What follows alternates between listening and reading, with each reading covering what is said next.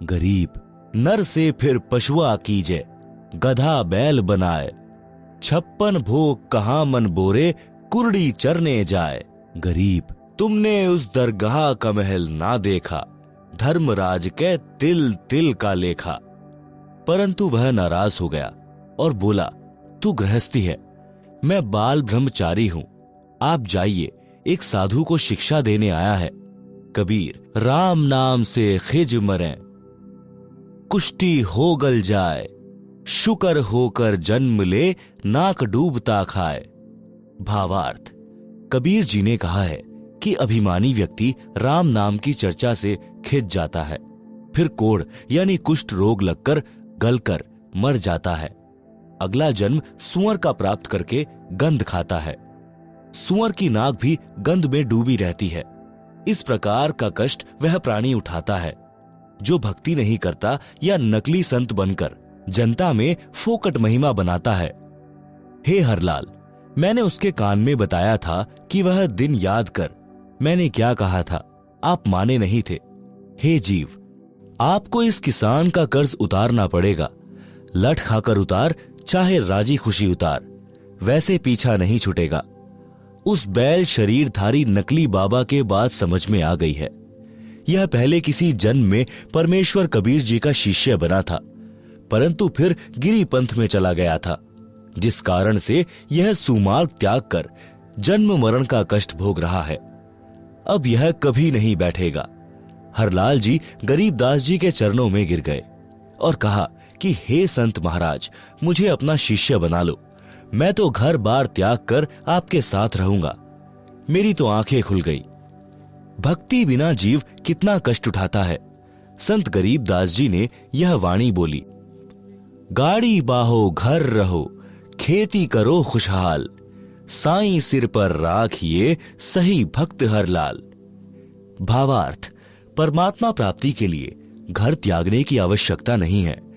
अपना खेती का कार्य तथा गाड़ी बहाने यानी ट्रांस सुन रहे हैं जगत गुरु तत्वदर्शी संत रामपाल जी महाराज द्वारा लिखित पुस्तक जीने की राह का पेज नंबर 52।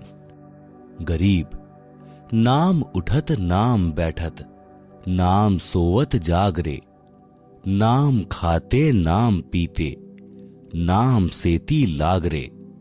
यही प्रमाण यजुर्वेद अध्याय 40 के मंत्र 15 में है कि वायु अनिलम अथ इदम अमृतम भस्मंतम शरीरम, ओम कृतु स्मर किल्वे, स्मर कृतम स्मर।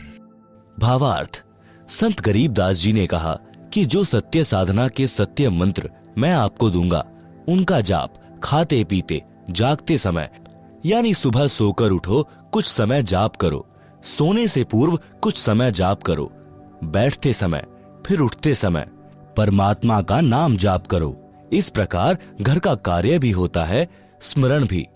जैसे गांव में देखते हैं कि लोग सारा सारा दिन ताश खेलते हैं, हुक्के पर वक्त जाया करते हैं, राजनीति की बातें या किसी व्यक्ति की निंदा की चर्चा या सांग सिनेमा देखने में समय नष्ट करते हैं।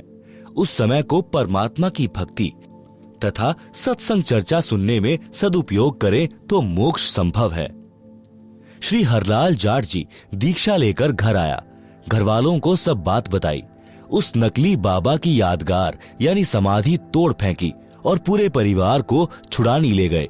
संत गरीबदास जी से दीक्षा दिलाई, अपना तथा अपने परिवार का कल्याण कराया।